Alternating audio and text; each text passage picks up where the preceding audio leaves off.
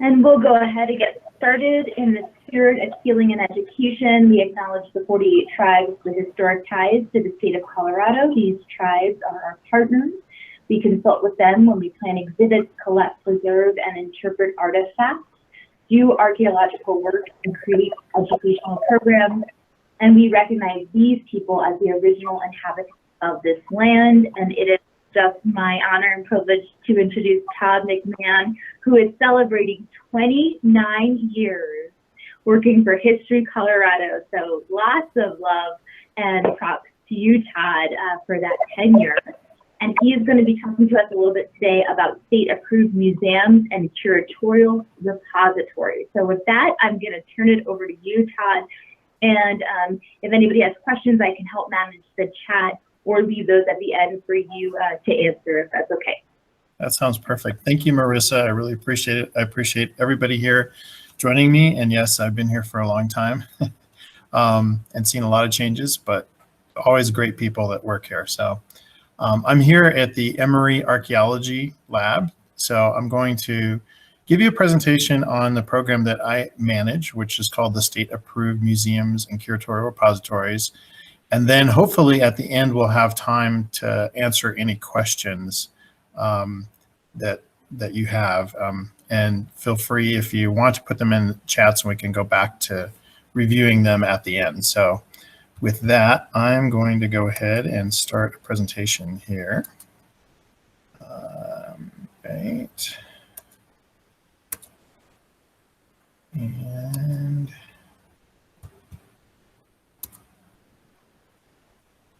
okay, can everybody see my presentation? Yes.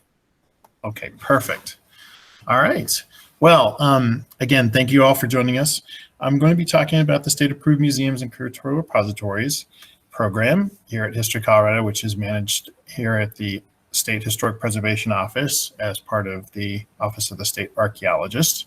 I am a staff archaeologist as well as the State Curation Coordinator for the program. I hope that you'll find through this program that you'll see that Colorado's state-approved museums and repositories are heavily interwoven by many partnerships and policies.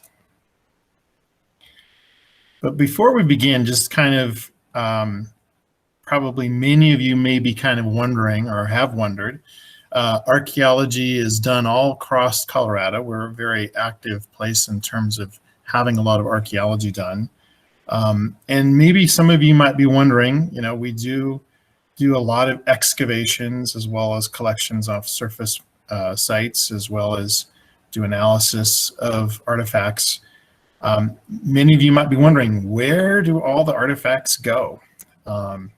And hopefully this will kind of help to answer at least part of that answer or that question that you might be having. So we do have a lot of material out there.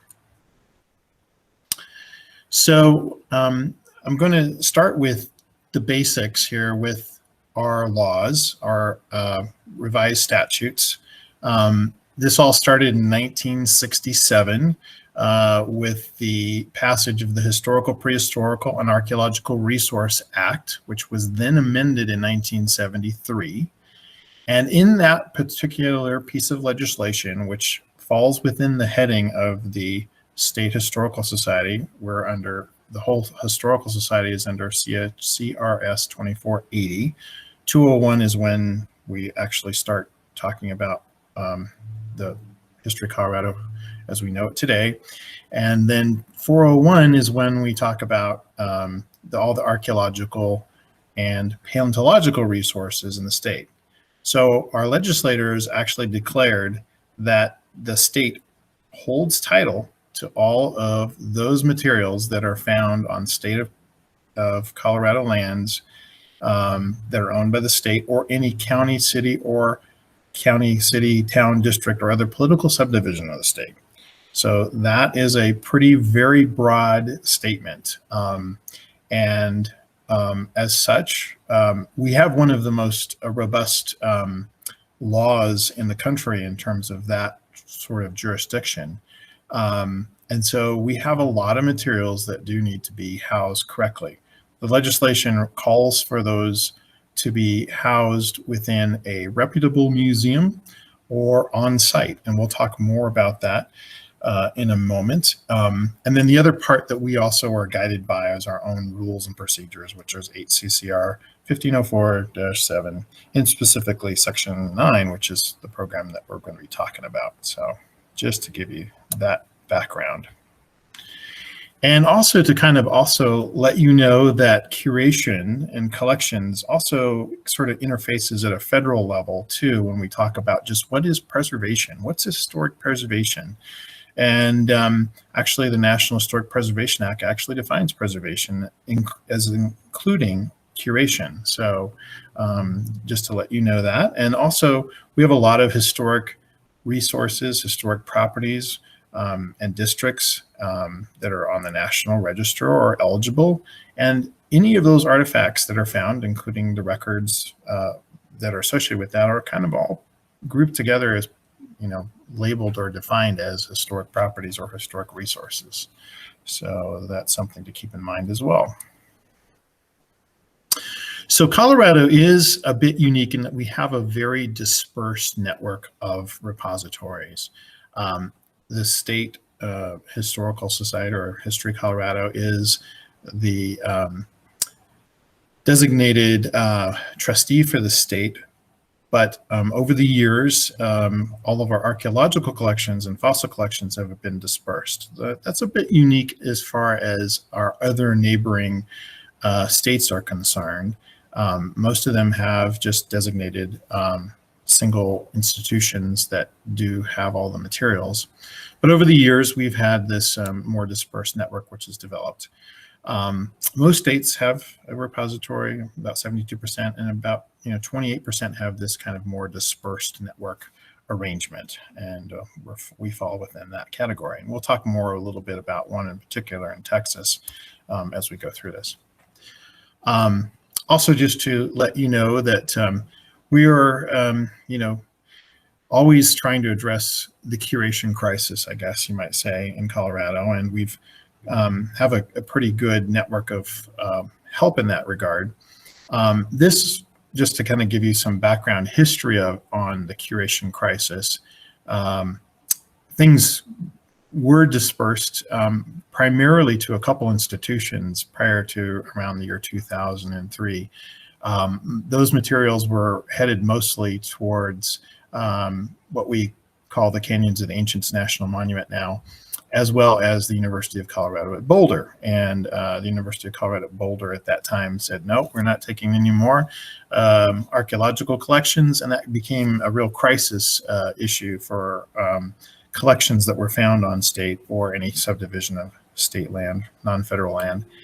And that sort of became the curation crisis here in Colorado. The Colorado Council of Professional Archaeologists did a white paper on trying to address that issue, which you can still find on their website. And this also sort of mirrored what was happening across the country, with a lot of repositories and museums just sort of being filled up. And, various states have found different alternatives to try to address this issue, and different practices as well. Back in 2003, we even went so far as to try to partner with the U.S. Forest Service to create a joint federal and state repository. And there was even a business plan that was help funded by the State Historical Fund to look into that possibility. And the startup costs, as well as the ongoing cost to maintain such a repository, and the network that was also associated with that, just did not come to fruition, mostly due to lack of political will, finding the money and the resources to do so. So what then sort of really became more of a something that we've now kind of institutionalized, if you will, is we've had this dispersed network that has developed, where we had all of our state approved, permitted researchers and consultants that are doing work for various reasons, put their collections in repositories across Colorado. Most of them are in county or municipal museums, but we do have a few on-site repositories, which we'll talk about in a minute. And currently we have 38 accepting state-approved repositories across Colorado that will accept archaeological or paleontological collections. We don't have quite as many paleontological, I should say. Mostly of those are archaeological in nature. And we're always trying to expand this growing list of repositories. As I mentioned, we do have also repositories that are allowed to take collections or hold collections on behalf of the state. And we call these on-site repositories. And we do have some on-site agreements with a couple of institutions that do this. One of which is the Roxborough State Park, for instance, where collections were originally gathered back in the late 1980s and have been interpreted to some degree, and also the volunteers have cataloged and kept all the collections in one secure place. So we do have an agreement for them to keep those kind of collections, and we'd like to expand that as well into different visitor centers and on-site places where collections are actually housed and found. And that really is the goal, is to try to keep all the collections as close to where they were found as possible. One of the states that I mentioned that does have a dispersed network is the state of Texas. And one of the things that I helped to try to do was to kind of strengthen our both legalities of other institutions holding collections on behalf of the state. And one of the models that I drew upon heavily was the state of Texas, which had a very similar kind of issue that went on with that. There, the Council of State Texas Archaeology also realized that they had all these dispersed collections all over the place, and they tried to run their own accreditation program. The state said, no, you can't do that. And so then they created a whole process in which they have their own accreditation program. I borrowed a lot of those legalities to help create and strengthen our Colorado state-approved repositories. And we passed new rules in 2017. So how do our state repositories hold things on behalf of the state?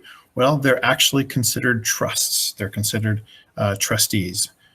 We call all of these collections legally held in trust collections, and we have an express trust agreement when they become an approved repository that allows them to hold it on behalf of the state. Just as you would think about as a trustee for, an individual, or, there are different trusts that are set up for the benefit of someone. It's the same sort of kind of basic idea that we have with our held in trust and our state-approved museums and repositories. So let's talk about a little bit of the approved uses of our museums and repositories. They can fully exhibit and charge reasonable admission fees for exhibition purposes. The collections can be studied and photographed. Paleontological resources can be cleaned and prepared according to standard natural history collection best practices. A lot of prep work, of course, done with paleontological materials. The collections can be loaned to other institutions. They do have to send notice to our office just so that we can help to kind of track where those materials are going. Approved repositories may charge competitive deposit fees for collections. So History Colorado serves as one of those repositories when we can't find any other repository in a local area that can have that. We charge a $750 deposit fee for those materials per box.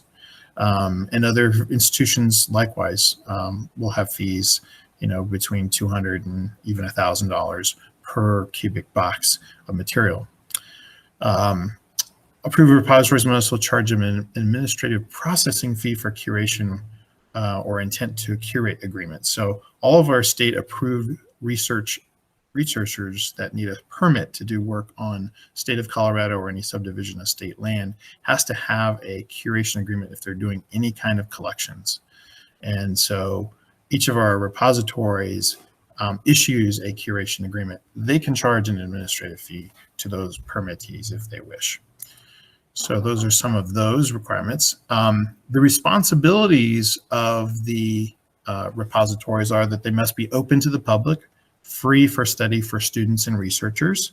They must have a fine art insurance policy or be self-insured and assure that the collection is covered. There also has to be curation agreement templates that we approve to avoid any kind of title confusion issues. We do have to notify the state archaeologist about any transfer or repatriation requests, maintain descriptive field notes and reports where they cannot release any exact location about prehistoric sites. They have to be open for inspections and to sign an official receipt for deposit, which the permittee sends back to our office and we also put into our database. Accept collections from their region and report back annually on any changes to policies, damage, or tracking requirements, and maintain shelving and storage if that was provided by a grant, for instance, and maintain a collections management policy and emergency management plan. So how do these repositories prove their reputableness? Well, one of the ways that we do this is they have to have gone through some sort of appraisal or accreditation program. Not necessarily appraisal, I should say accreditation program. And that could be a self-accreditation program like the American Association of State and Local History's STEPS program, or it could be a museum assessment program assessment, or a conservation assessment, or a core documents review through the American Alliance of Museums. They could be accredited, of course. They could also be a federal repository, which we call 36 CFR 79, and meet those standards. Or they could also do an assessment through a group like the Colorado Wyoming Association of Museums. So this kind of all plays within the whole framework of the continuation of excellence program that was developed by the American Alliance of Museums and the American Association of State and Local History. So unlike Texas, which has its own accreditation program, we rely on these other programs to help facilitate an understanding of how good the repository is to collect and hold on to any of the materials from the state. And we do have a lot of collections out there that are in great need of new analysis and new conservation and care. This is just a few examples. And they're all in various states of curation needs. And we're always trying to advance the enhancement of all of our collections across all of our repositories, and trying to promote, grant opportunities, working with volunteers and others to help facilitate any of the collection needs that could exist. We do a lot of training here at History Colorado, here at the laboratory. We also offer an internship in the spring and the fall for anyone that has an interest in archaeology or even paleontology and wants to do more collections work. We also try to work with groups like the Western Interior Paleontological Society and the Colorado Archaeological Society as well, to train folks so that hopefully with the intent that they can actually go out and help and facilitate any kind of needs that any of our repository partners might need. We also offer repository training. And in the past years, that has always taken the form of what we call a Curation Alliance Forum. That has now since turned itself into a virtual meeting. We're going to be having one on October 14th, where we're going to be offering a grant writing workshop, followed by some information about the State Historical Fund and a virtual sort of behind the scenes tour of one of our repositories in Park County. And anyone here at History Colorado that would like to attend that, let me know and we can set you up. It would be completely free for any of our repository partners. We are charging fees for the grant writing part for those that are not associated with a repository. So do let me know if you're interested. We also do regularly what we call confabs, which are virtual meetings where we have presentations as well as discussions on various topics. Our own Kimberly Nowal, who's going to be presenting on August 12th, I believe, is going to be talking a little bit more about the lending program that History Colorado has and how maybe it might be of interest to our repository partners. And we'll also talk a little bit about loaning materials in general as well. So again, if you're interested in any of those, please reach out to me and I'll be happy to get you the information. So that's what we do offer. We also try to encourage our local governments. So many of you probably have heard of or are maybe familiar with maybe a local historic preservation commission or committee within your community or town. I'm part of the Aurora Historic Preservation Commission. We also try to have been lately trying to get those particular committees and commissions to be interested in our state approved repositories and to look for, planning and grant opportunities that might also help and assist with exhibits or emergency coordination of some sort. So some good examples of this kind of work. Here's one from Steamboat Springs. The Tread of the Pioneers Museum was involved with this particular project, which happened to involve the National Historic Preservation Act and Section 106 review and also mitigation of this particular project. So they did some excavations of this very important water pipe, which was kind of a hallmark or a centerpiece of one of the reasons that enabled Steamboat Springs to exist. So when this particular project came up, the community got together. They wanted to do some interpretation, but they also wanted to retrieve part of the water pipe for conservation purposes and to be housed at the local museum. So we have them as an approved repository to hold this particular piece of state collection here. So this is a kind of a perfect example of how sometimes when we have these repositories, how it sort of works together with some of our other legislation and laws to help curate our collections. Here's another example of sort of community interaction with museums that we often try to help facilitate and try to coordinate. So I'm also a member of what we call the CHR task force, which helps to facilitate disaster preparedness as well as disasters that happen and occur across Colorado that may affect cultural resources and museums and libraries and other cultural institutions. In 2019, there was a situation in Hinsdale County near Lake City where there was a number of downed timber due to a very high volume of snowfall that created these large avalanches that started to tumble all of the dead pine into Hinsdale Creek, which would have could have created a huge problem. I think you probably recently have seen some of the debris problems up in Larimer County. This was sort of a similar sort of situation that was likely to have happened in 2019. However, it didn't, thank goodness. But as a result of that and having the state coordinating efforts, the museum was, as a precaution, vacated and all the most important materials were removed to higher ground. And our office helped to kind of facilitate that, as well as working with our state historical fund to try to help mitigate any kind of damages that might occur both to the museum as well as other important resources in the community. So it's a good example of how we kind of help to coordinate in our partnerships and how they kind of interact and work together. Another really fantastic example of how state approved museums kind of work in a local level is the Camp Creek site, which is over in Colorado Springs, and there is a city archaeologist, Anna Cordova, and the historic preservation and leader of the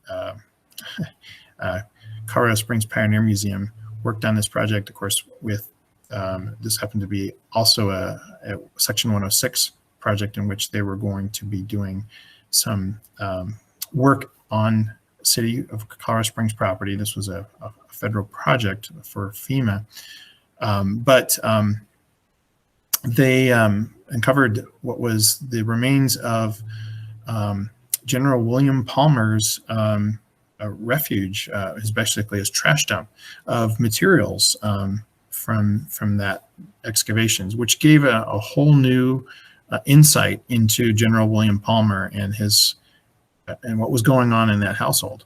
So a lot of intact bottles, things that were kind of surprising, knowing General William Palmer and his family, things that they didn't expect to find. For instance, no one had suspected that they were that anyone was drinking alcohol or things like that, because he was known not to for religious reasons. But they were finding things like that. So obviously, somebody in the household was doing so. So it gave us gave the archaeologists and the community a real great insight into a very important and, of course, influential person in the Colorado Springs area. And the Pioneer Museum quickly made good use of that material in exhibiting that as part of the Colorado Springs Sesquicentennial celebration, which they recently had at the Pioneer Museum. And of course, this was also the topic of some documentaries, as well as the recipient of last year's Archaeologist Award, State Award.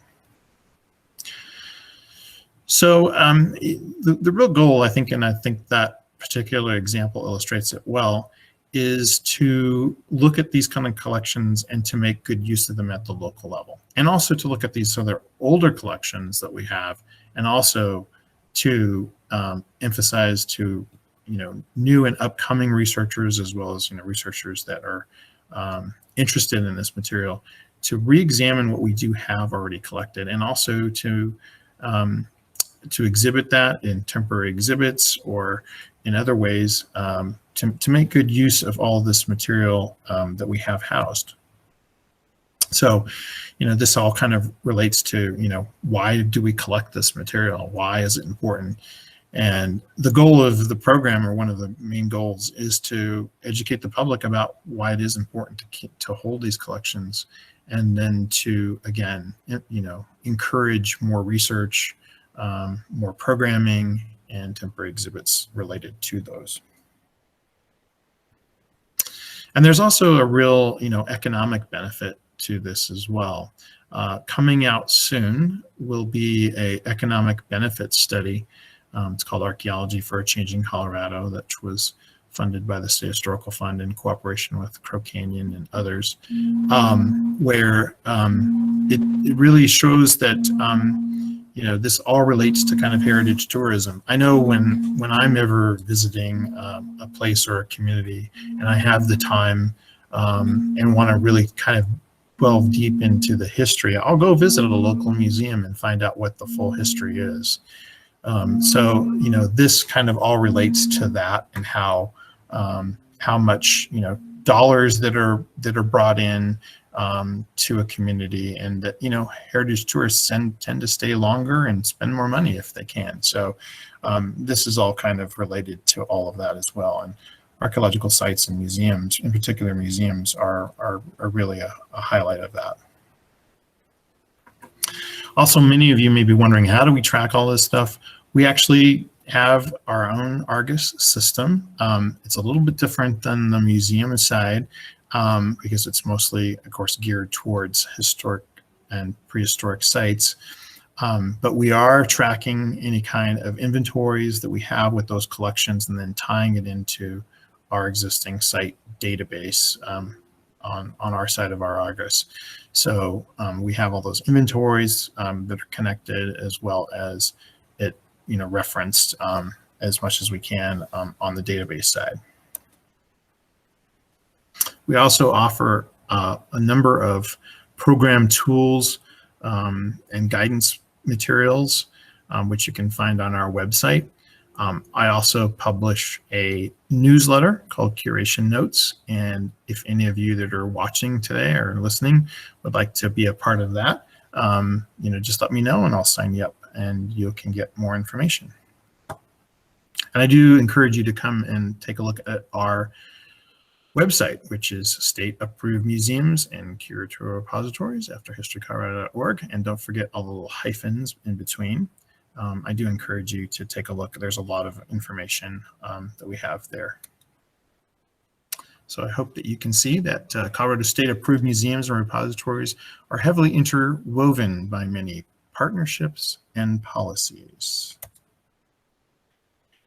And feel free to reach out to me if you have questions or any suggestions of any kind.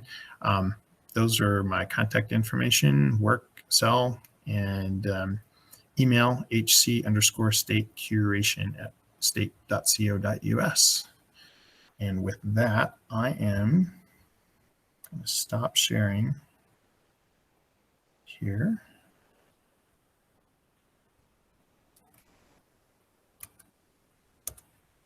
And get back to any questions you have. This is awesome, Todd. Thank you. I have a question. What's the biggest threat to Colorado archaeology? So would it be a natural, other things, policies? Just so curious to know a little bit more about that. Well, I think it could be a number of things. Certainly, climate is changing things. Development is changing and threatening our resources. I think it's kind of hard to pinpoint one thing, but there's a number of things that are kind of, I think, I guess you could say threatening our resources. I hope that answers your question a little bit. Yeah. And, hopefully always finding enough space for our collections too, and safe space.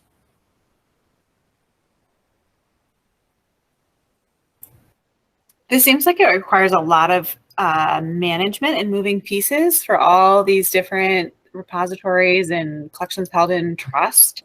Where do you find yourself, what projects interest you, but also where do you find yourself spending the most of your time? It's a lot of things on one person's plate, I think.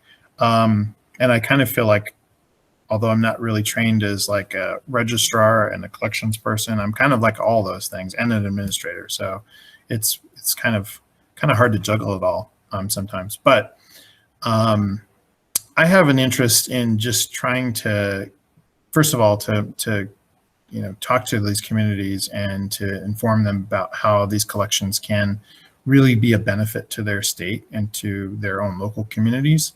I really enjoy and love doing that very much, and we've had really good reception to that. So people really do seem to want to help us out in holding these collections, and they really, I think, cherish the partnerships we've made with them and the support that we've tried to give them. So I do really enjoy that part of it. If I could, I would love to do my own collections research sometime. There's a ton of collections that I would just love to reanalyze and to get more information of if I just had the time.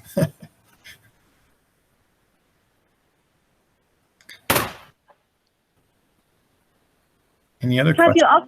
You mentioned a little bit about sometimes a need to reinterpret collections for those of us who are newer to this. What do you mean when you say that there's been a collection and then it needs to be reassessed or reinterpret? What might that mean? Yeah, that's a great question. So oftentimes what happens is that new tools or new techniques are developed in archaeology, and what someone may have interpreted as, let's say, they were doing an excavation in an area and they found a particular piece of pottery that signified that, oh, well, this might have come is a trade item, you know, from the Midwest or something like that. And, you know, you can kind of take that at face value. But as sort of archaeologists, and we try to think of ourselves as scientists, so we have sort of this material, this data, and new techniques are developed. And, you know, maybe that, you know, that was a really good assessment back in, you know, 30 years ago, but now we have techniques where we can actually take that piece of pottery, if we have that, and do some, you know, actual trace element analysis of it to see, okay, where was this produced? Was it produced locally or not? You know, or was it a mimicking, they were mimicking the style, for instance. And therefore we have a whole new interpretation. Let's say, you know, what we thought was a trade item is now found locally. Well, that just sort of brings us a whole broader sense of what the people were doing, you know, prehistorically at a time when, you know, we didn't think they were doing, you know, maybe manufacturing of that type of ceramic. So that just sort of changes the whole perspective. I think that there are always new questions to be asked about any of our collections. So the questions that we ask initially are ones that may satisfy a particular project need or a particular interest at that time, but those change, you know, the discipline and just our greater accumulation of data from different places sort of begs us to ask other questions about what we find. And so, so yeah, that's kind of what we're talking about on that term, on those terms. I think you saw some of those collections that I showed you that I said, you know, needed reanalysis and conservation. Some of those collections do need really just straight good conservation. We have some collections that are the property of the state that that they were just taken from the ground and no one had, and they were done maybe 50 years ago, and no one has done the conservation work or really the analysis that has, you know, been championed in the last 20 years. That's really given us greater idea of how these collections can provide us information about, you know, lineage or even, you know, in some cases, you know, what region of the area of, you know, that they were produced and so forth. So all that kind of analysis in many cases has just not been done. So they're just sort of waiting for some, you know, some researcher, some grad student to do that.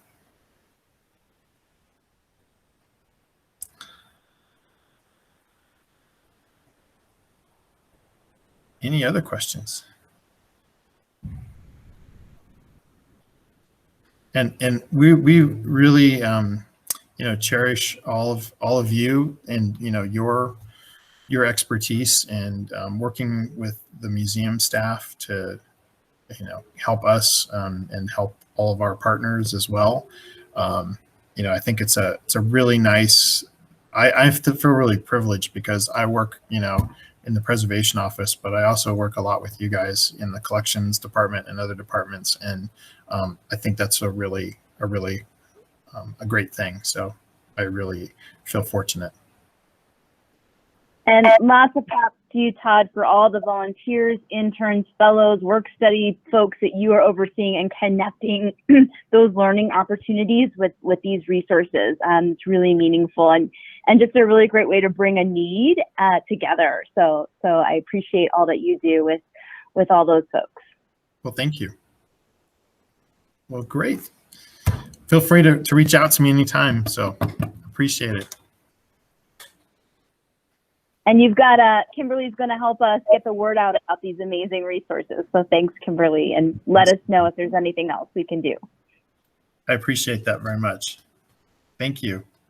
Thanks. See y'all next month. We're having a guest speaker from the UK who's going to be talking about her dissertation work and really her museum of making. So a really interactive, experiential museum experience. So look forward to seeing you then. Have a beautiful month, everyone. Take care.